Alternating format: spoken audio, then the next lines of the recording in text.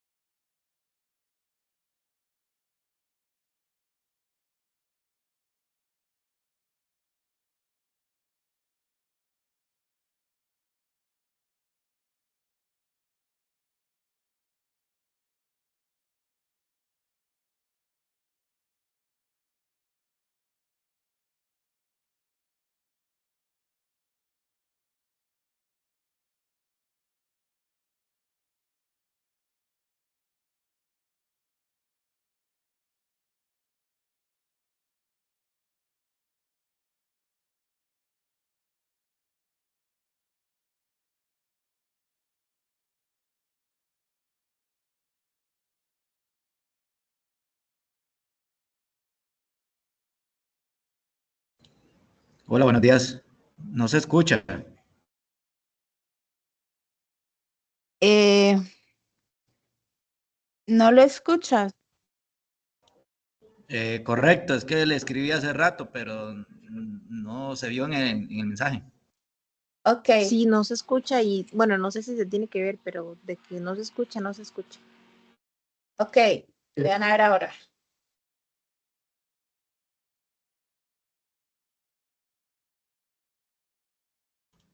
No tiene sonido.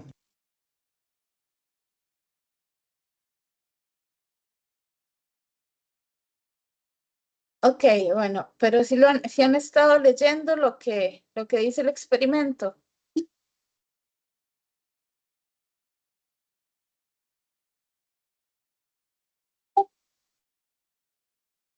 ¿Están leyendo lo que dice el experimento? Bueno, en ese momento no.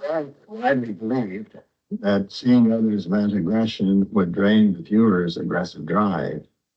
As you can see, exposure to aggressive modeling is hardly cathartic. ¿Escuchan ahora?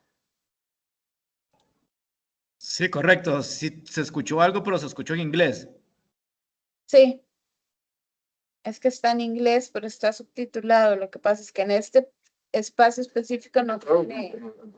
Modeling increased attraction to guns, even though it was never modeled. Guns had less appeal to children who had no exposure to the aggressive modeling. The children also picked up the novel hostile language.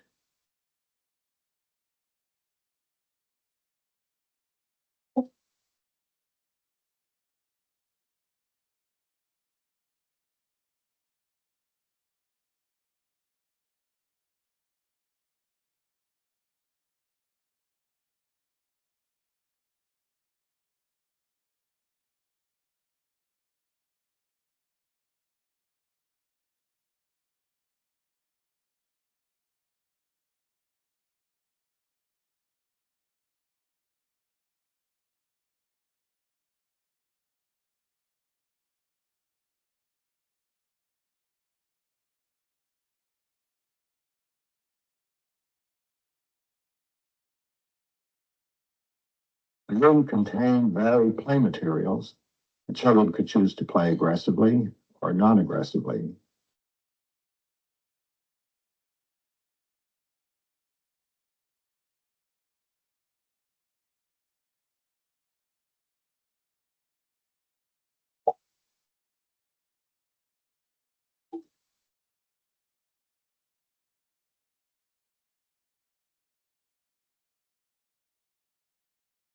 The children devised new ways of hitting the doll. Now, the object of interest was the novel aggressive acts, not punching the doll. Children in the control group who had no exposure to the aggressive modeling never exhibited the novel forms of aggression. Here's a creative embellishment. A doll becomes a weapon of assault.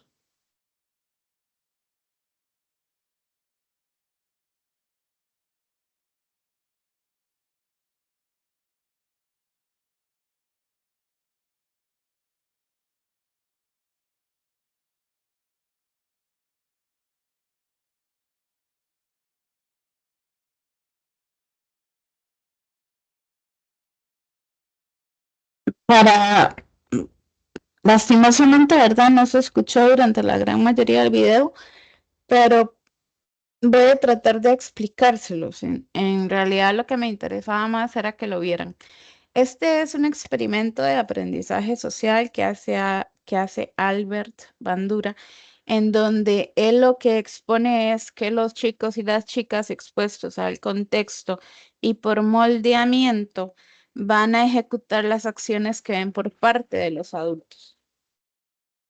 Entonces, si notaron al principio del video, vieron cómo la mujer adulta agarraba y golpeaba al muñeco, ¿cierto? Por favor, tienen que hablar porque no puedo ver el chat. Correcto. Yo no puedo ver nada, pero no sé si es por estar desde el celular. O sea, no me sale ninguna pantalla compartida ni nada. Ya ahí sí no sabría decirte si tiene algo que ver con el celular. ¿Las demás personas pueden ver la pantalla compartida? Sí, sí se puede ver. Correcto.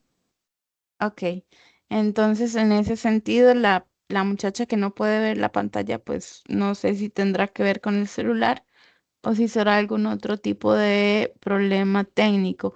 En todo caso, bueno, la tutoría se está grabando, esperaría que después puedas verla.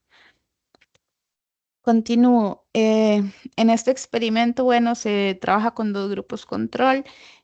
Bueno, con dos grupos de niños. Un grupo de niños ven a esta mujer golpeando y agrediendo al muñeco.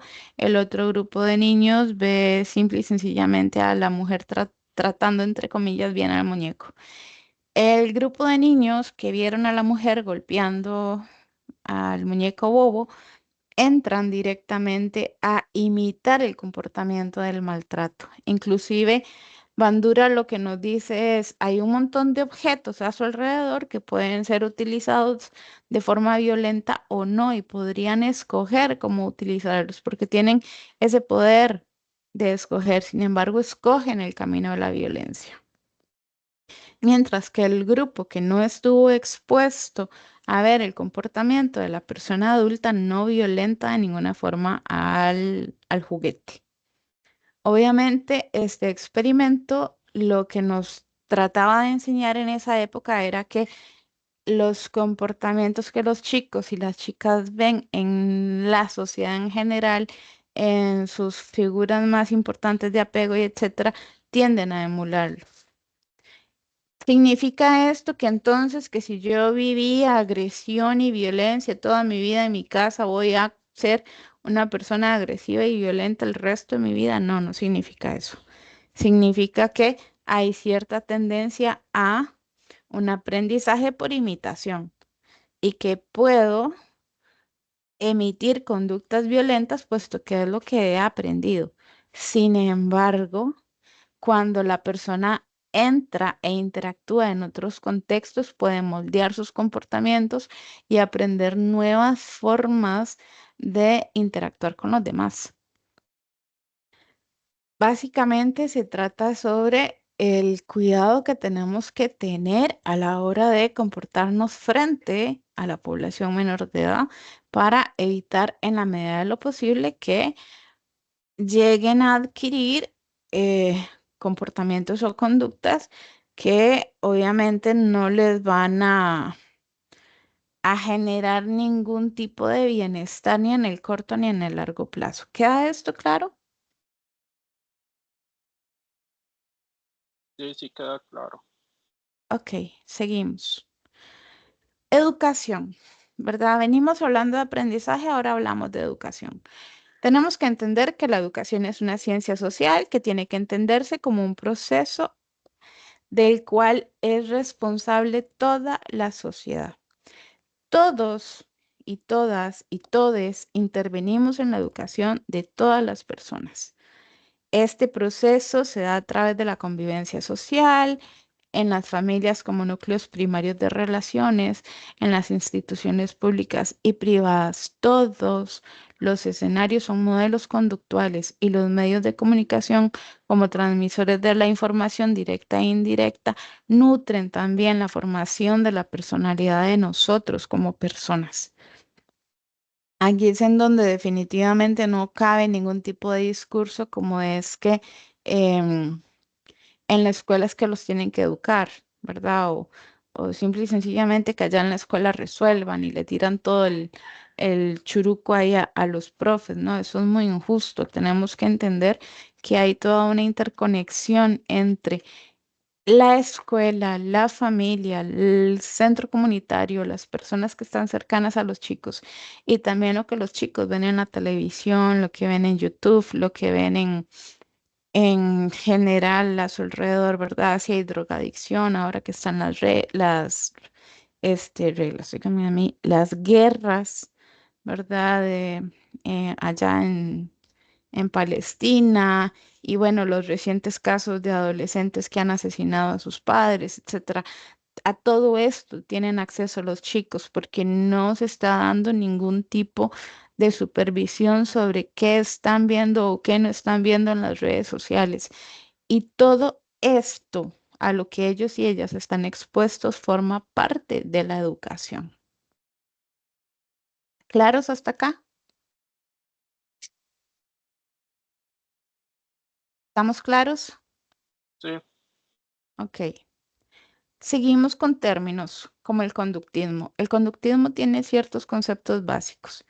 El primero es, ¿qué es un estímulo? Un estímulo es cualquier factor que puede desencadenar un cambio físico o de la conducta de la persona. Por ejemplo, un estímulo puede ser el piquete de una hormiga, ¿verdad? Es un estímulo que genera un cambio a nivel físico en la persona porque ese piquete va a generar dolor y también va a generar una roncha y un cambio en la conducta. Obviamente te puedes irritar, te puedes sentir triste, te puedes poner a llorar, te puedes asustar porque te picó el bicho, porque te duele, etcétera. La respuesta es cualquier manifestación física, cognitiva o comportamental que se da a partir de la presencia del estímulo. O sea, el estímulo es que me picó la bendita hormiga y la respuesta es que aparte de que se me hinchó la piel, yo me asusté y me puse a llorar. Bueno, y sentí el dolor, obviamente. Después está lo que se llama estímulo incondicionado. Hace referencia a aquel que de forma automática provoca una respuesta en el organismo. Por ejemplo, cuando tenemos muchísima sed y de pronto vemos un vaso de agua con hielo, ¿ok? Inmediatamente podemos empezar a salivar. No podemos controlar el que nuestra boca salive. Por eso es que es un estímulo incondicionado. No hay ninguna forma de que yo controle la salivación. La respuesta incondicionada es aquella que ocurre en el cuerpo de manera automática ante un estímulo incondicionado.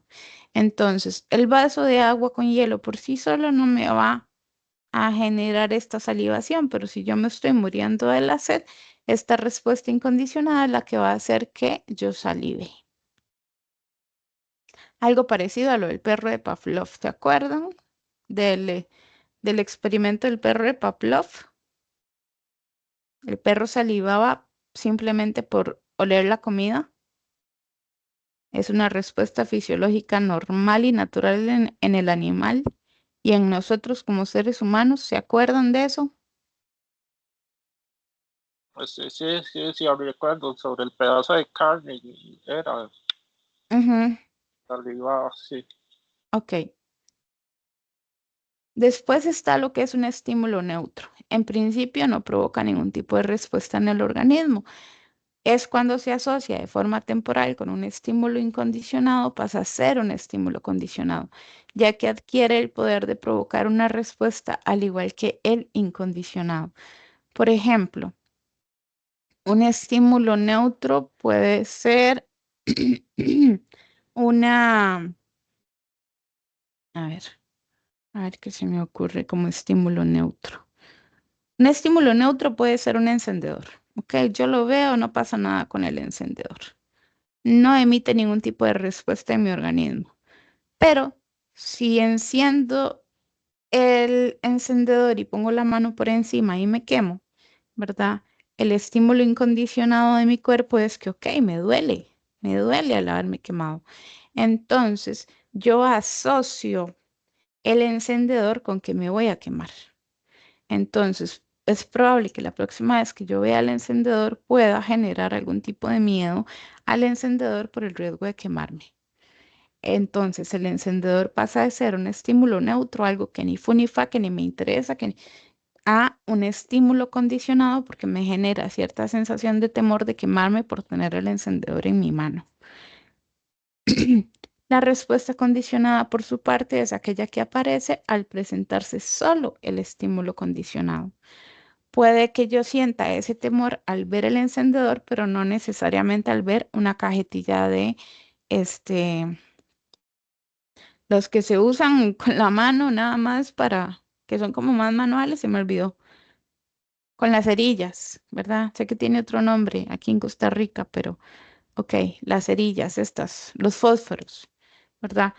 El fósforo no está condicionado al dolor porque de pronto nunca he visto encender un fósforo, pero el encendedor sí, tomando esto en consideración como si fuéramos un niño pequeño. Ok, el aprendizaje por reforzamiento positivo, entonces, se realiza asociando la realización de una conducta con la obtención de una consecuencia agradable. Esta consecuencia agradable no tiene necesariamente que ser un objeto, ni siquiera tiene que ser tangible como comida o sustancias, una sonrisa, un mensaje verbal o la aparición de una emoción agradable, son susceptibles de ser entendidos como refuerzos positivos en muchos contextos. En educación se trabaja mucho con algo que se llama economía de fichas. Y es que, no sé, por X cantidad de tareas que el niño o la niña haya hecho bien, se le regala un sticker, o se le regala un confite, o se le regala un lapicero. Eso es una forma de condicionar una conducta, ¿verdad? Porque el niño o la niña sabe que después de cierto número de actividades que realiza va a recibir un premio. ¿Cuál es el problema con este tipo de premios tangibles? Que pronto van o a perder el efecto o no van a ser suficientes. Y si en un principio le dabas una calcomanía, ahora la calcomanía no va a ser suficiente. Vas a necesitar algo más para motivar esa conducta. Pero cuando los estímulos no son tangibles y apelan más al sentido de valor y de validez de la persona, son muchísimo más efectivos. Porque si vos le validas a un niño su esfuerzo por medio de palabras, cariño y atención, es muy probable que además de que el niño o la niña siga emitiendo la conducta buscando esa recompensa emocional, también se refuerce muchísimo su autoestima al sentirse capaz por estar logrando lo que está logrando. ¿Vamos claros? Sí, Ok. El refuerzo negativo es diferente, a diferencia del otro, de lo que sucede es que la respuesta lleva a la desaparición de un estímulo aversivo, es decir, un objeto o situación que motiva al sujeto a escapar o a procurar no entrar en contacto con esto.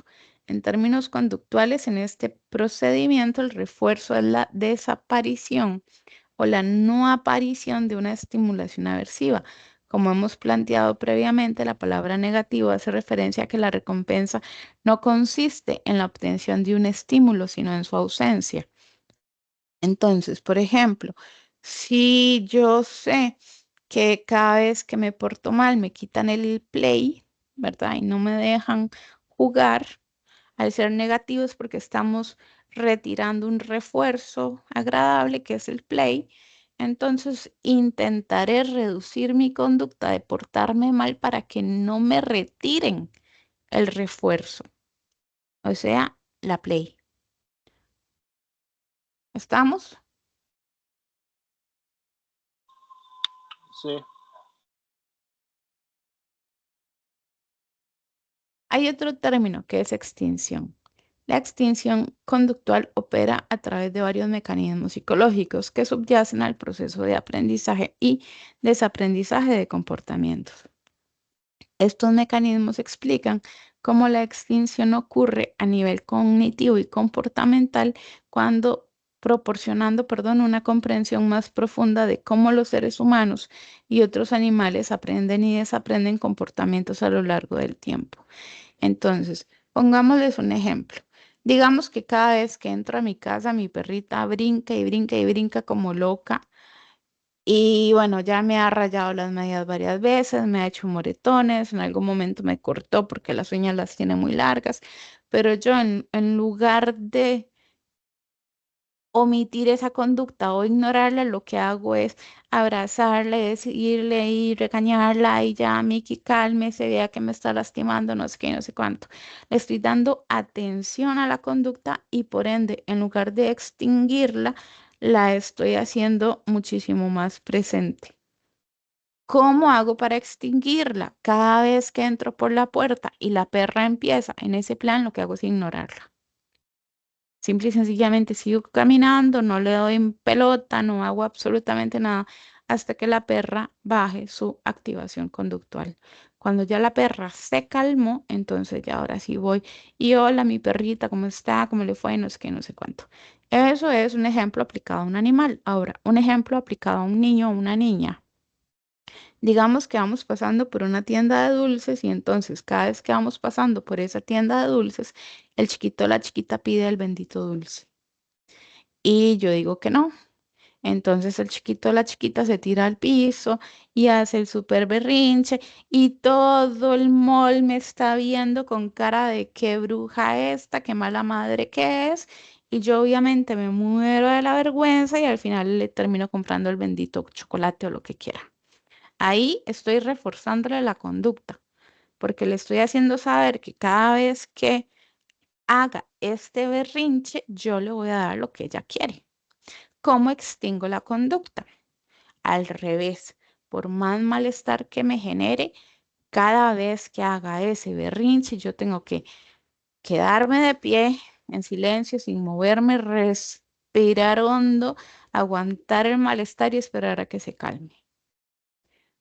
En el momento en el que note que emitiendo la conducta no consigue lo que quiere, la conducta se va a extinguir porque no estoy de ninguna forma premiando la conducta ni reforzándola.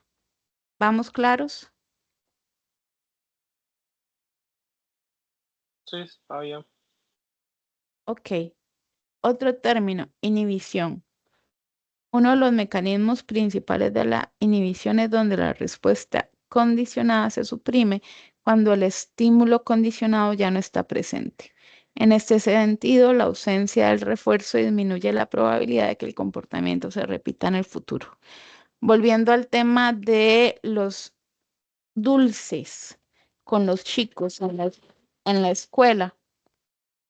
Si cada vez que emiten una conducta que yo deseo que emitan, les regalo un confite o les doy un sticker y demás, y de un pronto a otro dejo de hacerlo, pues los chicos van a dejar de emitir la conducta porque ya no están recibiendo el reforzador que es el bendito dulce.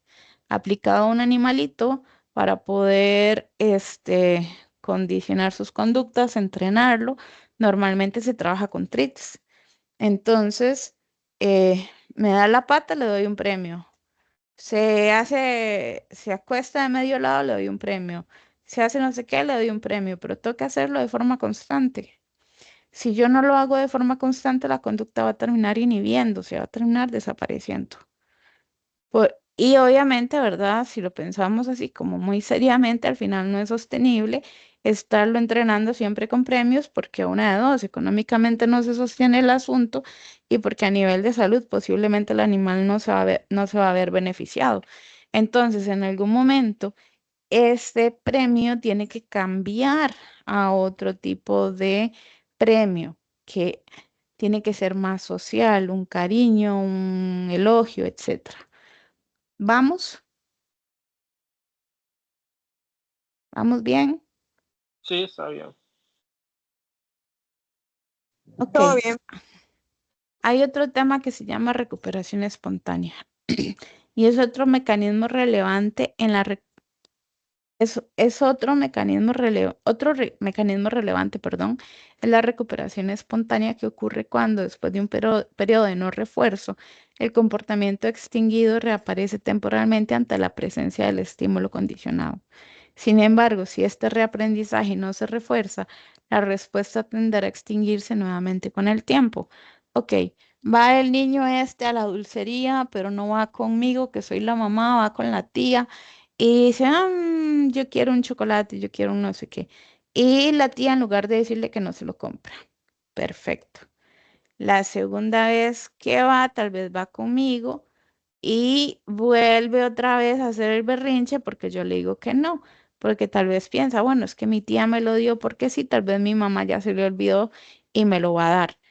Si yo vuelvo a caer en el juego de darle el bendito chocolate, la conducta va a recuperarse espontáneamente. Pero si yo me mantengo firme y no refuerzo la idea de que con el berrinche va a obtener el chocolate, pues la conducta tarde o temprano se va a extinguir.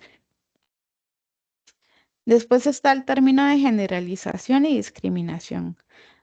La generalización y la discriminación juegan un papel crucial en la extinción de la conducta.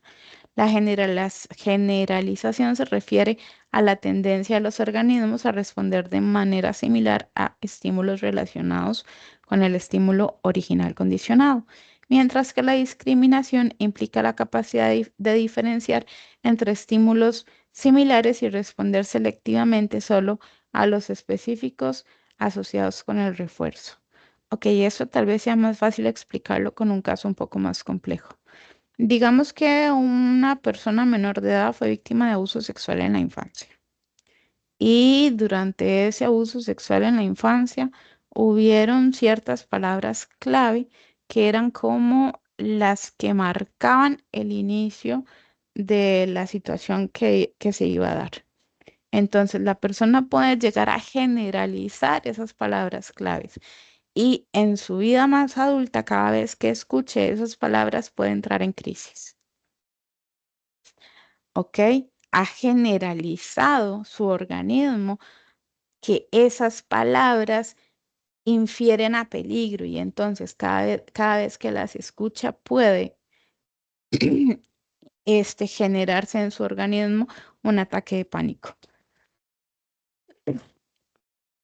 Porque el estímulo que originalmente fue condicionado aparece, ¿verdad? No necesariamente en el mismo contexto ni en la misma situación, pero se condicionó, esas palabras se condicionaron y entonces ahora cada vez que aparecen, bueno, el organismo reacciona como en llama viva.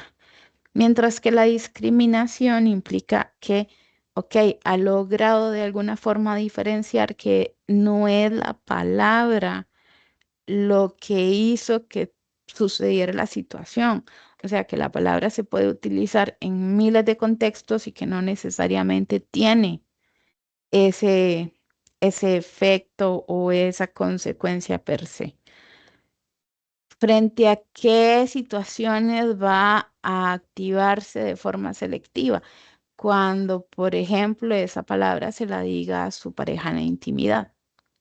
O cuando, por ejemplo, esa palabra asuma cierto tono particular que se asocie con otras sensaciones.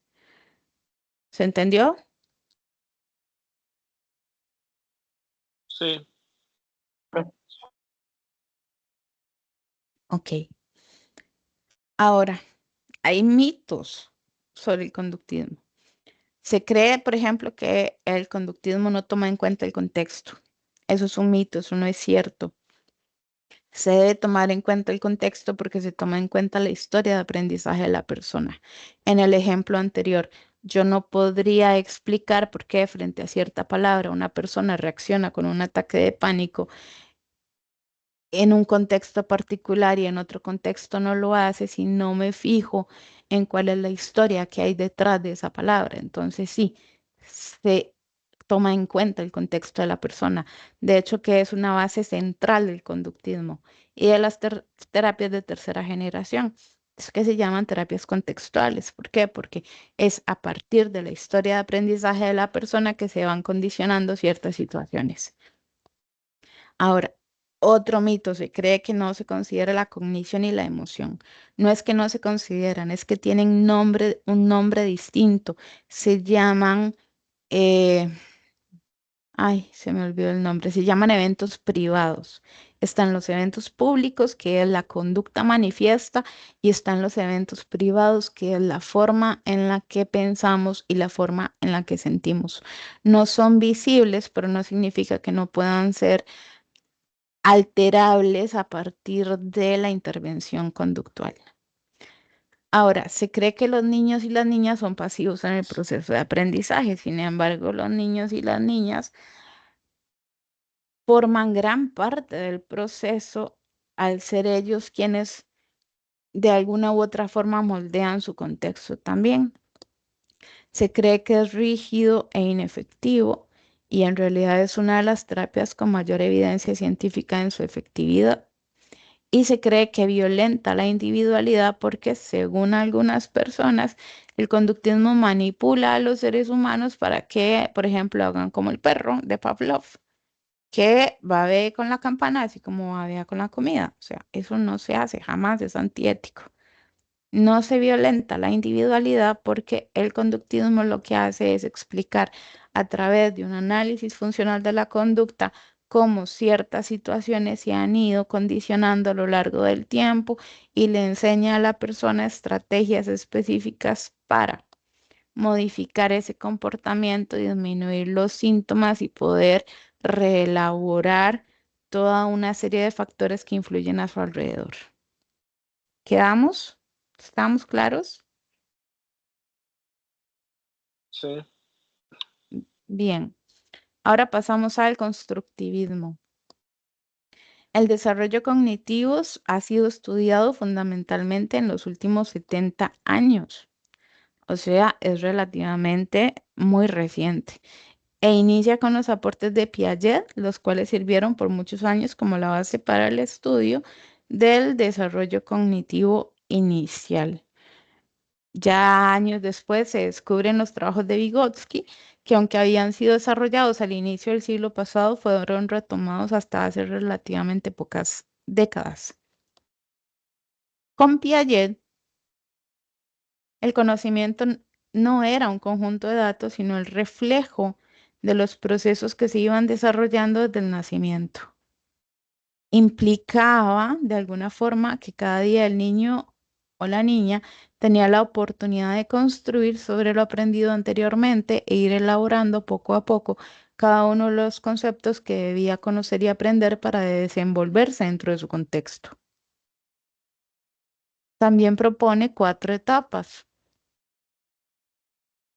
La sensoriomotora, que va de los 0 a los 2 años, en donde los niños interactúan físicamente con el entorno a través básicamente de sus sentidos y acciones motoras y juegan para satisfacer sus necesidades centradas en sí mismo. Se observan reflejos innatos, la creación de hábitos y otros temas. En la preoperacional, él la identifica entre los 4 y los 7 años y dice que es la etapa del pensamiento y del lenguaje, que gradúa la capacidad de pensar simbólicamente, de imitar conductas, de establecer juegos simbólicos, de los dibujos, las imágenes mentales y el desarrollo del lenguaje hablado. Y habla de un estado preconceptual, un estado intuitivo. La siguiente es la de operaciones concretas, que va de los 7 a los 11 años, y en esta se desarrolla el pensamiento organizado y racional. Sin embargo, durante esta, el niño solo puede aplicar la lógica a objetos físicos sin la presencia de pensamientos abstractos. En pocas palabras, aquí no podríamos hablar con los chicos de, bueno, no, sí podríamos, pero según la teoría de Piaget, sería muchísimo más difícil para ellos comprender conceptos como la muerte, como eh, conceptos como la moral, conceptos como la ética. ¿Por qué? Porque no son visibles, no son tangibles, no pueden tocarlos, no pueden experimentar con ellos y por ende hay cierta dificultad para aplicar la lógica a estos objetos. En las operaciones formales, que va entre los 11 y los 15 años y ya nos incluye a todos los demás, a todas las demás personas, los niños son capaces ya de utilizar la lógica para llegar a conclusiones abstractas, no ligadas con casos concretos, desarrollan la capacidad de hipótesis y de resolver también problemas más complejos. Hay críticas a este modelo. Una de esas es que los cambios no son tan cualitativos como se ha argumentado. No podemos decir que porque el niño ya tiene 2 años y un día, entonces ya está en la etapa preoperacional. O sea, eso no funciona así, no somos como robots y el cambio y la madurez cerebral, en general física y emocional, es gradual y depende nuevamente del contexto de cada persona y de cómo se haya ido dando ese desarrollo a lo largo del tiempo. Las etapas no son tan marcadas como él las propone. Algunas tareas con ayuda de personas adultas se pueden realizar antes de lo que la teoría propone y esta teoría no considera con suficiente relevancia el factor de la cultura. A esto, adicionalmente, podemos sumarle el hecho de que Piaget hizo sus investigaciones observando a sus hijos. Una muestra sumamente pequeña, una muestra que está moldeada, entre comillas, a lo que él y su esposa hicieron en el desarrollo de sus hijos. Y yo no puedo pretender que un niño, por ejemplo, de 4 años que está siendo criado en San José, exhiba las mismas características de comportamiento, de inteligencia, de avances a nivel motor, de avances a nivel lógico, etcétera, que un niño de 4 años que está siendo criado en Holanda o que un niño de 4 años que está siendo criado en Siria. Hasta ahí, ¿cómo vamos? Claro. Está- Ok. Tenemos después a Vygotsky.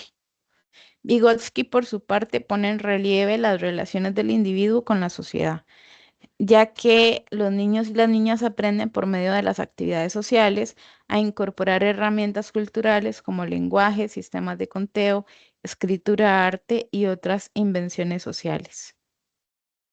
Para Vygotsky, las herramientas que utilizan niños y niñas para interpretar su mundo son de dos tipos, las técnicas y las psicológicas.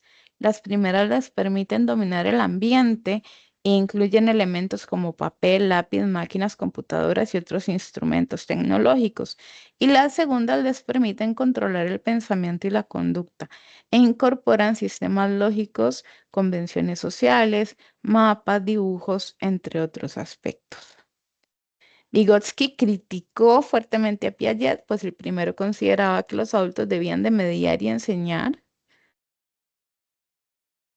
porque el niño o la niña por sí solos no podían construir todos los conocimientos requeridos. Para él lo importante era impulsar a los niños y a las niñas a aprender bajo la premisa de la zona de desarrollo próximo, o sea, con un docente, un compañerito más hábil, un tío, un primo, un hermano, un papá, etcétera, que ejercía un papel de instructor mediador. La educación para que así el educando pudiera avanzar en su aprendizaje. No sé si han escuchado hablar del caso del niño lobo o el niño de Avignon o algo así se llama. ¿Han escuchado hablar algo de eso? No, de momento no. Ok, Es la teoría sobre un niño que se perdió en el bosque y fue criado por lobos. Y el niño lo encuentran cuando tiene como aproximadamente 11 años. Obviamente no tiene ningún tipo de habilidad social, no tiene lenguaje, no tiene ni nada que lo asemeje a un ser humano, ¿verdad? Y entonces empieza todo un proceso de aprendizaje para poder introducirlo en la sociedad. Básicamente, esto es de lo que habla Vygotsky. No podemos pretender que los niños por sí solos vayan alcanzando estos hitos de desarrollo que es la queja principal que se le hace a Piaget, porque necesitan de la sociedad y del entorno para ir aprendiendo todas estas reglas sociales. Y por su parte es básicamente lo mismo que explica el conductismo. El conductismo dice, ok, es que detrás de cada persona hay una historia de aprendizaje. X fulano se comporta de cierta manera y reacciona de cierta manera en escenarios determinados porque hay una historia de aprendizaje detrás de él que le enseñó a hacerlo así.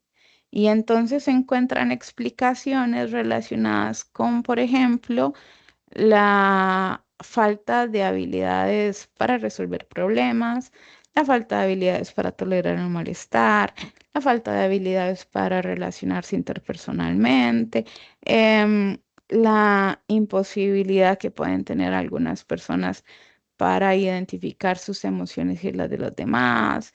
Y todo esto puede dar respuesta desde los primeros años de vida, desde en dónde estaban, cómo se criaron, cuáles eran las expectativas que tenían sobre ellos o ellas o ellos, cuáles eran los castigos, las recompensas, los reforzadores que llevaban a que la persona emitiera o no una conducta, cuál es su nivel de malestar, etcétera.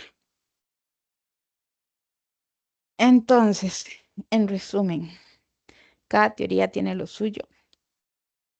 Cada teoría tiene falencias, cada teoría tiene puntos de contraste, puntos importantes, puntos que explican situaciones psicológicas complejas y cada teoría tiene ciertas limitaciones también.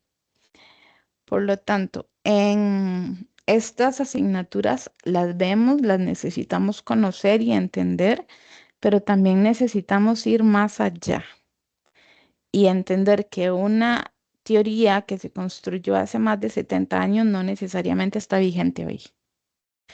Que los avances en la ciencia son enormes y básicamente diarios. Y por ende, el hecho de que hoy estemos estudiando a Vygotsky, a Piaget, a Bandura, a Skinner, a quien les dé la gana, no significa que esa teoría está estática, porque no está estática, ¿verdad? Han habido demasiados avances en el tiempo como para pensar que todavía podemos considerar las etapas del desarrollo de Piaget como algo inamovible o que el conductismo es rígido y que no considera el contexto o que no sé, este, que la zona de desarrollo próximo solo la puede ejercer una persona adulta, ¿verdad? Etcétera. ¿Qué estoy tratando de decir con esto? Estoy tratando de invitarles a no quedarse solo con la información que se les está dando acá en las tutorías o en la asignatura en general, porque mientras nosotros estamos viendo esta información, allá afuera van 10 años adelante de nosotros con nuevas teorías. Y no es que no queremos darles esas nuevas teorías, es que definitivamente la educación no puede ir tan rápido como la investigación por más que quiera. Entonces, a investigar, a poner en duda todo lo que se les enseña acá y a aprender a retractarse cuando vemos que ya una teoría por X o Y motivo no está tan actualizada o no responde a tantas cuestionantes como quisiéramos que lo hiciera. Y con eso estaríamos terminando la primera tutoría. ¿Alguna duda?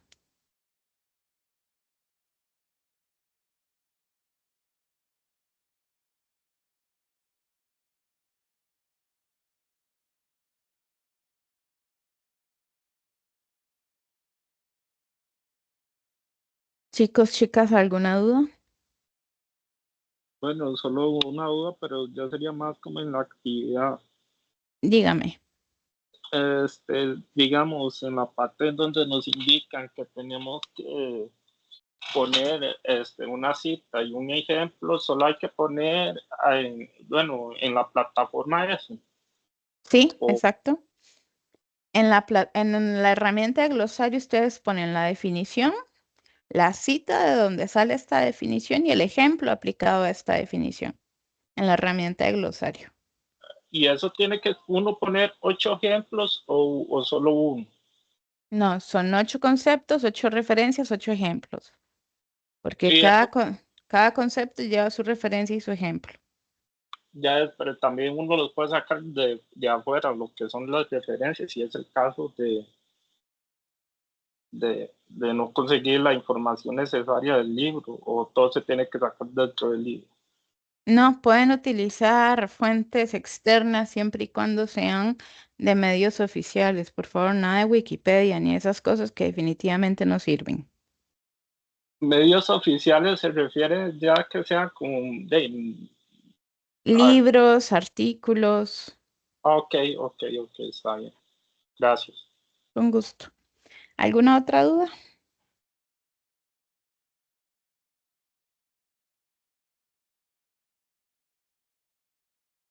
Bueno, entonces doy por terminada esta primera tutoría. Creo que nos vemos en aproximadamente un mes y por favor recordar que cualquier duda se establece a través del foro. Que tengan muy lindo lunes. Chao. Muchas gracias igual.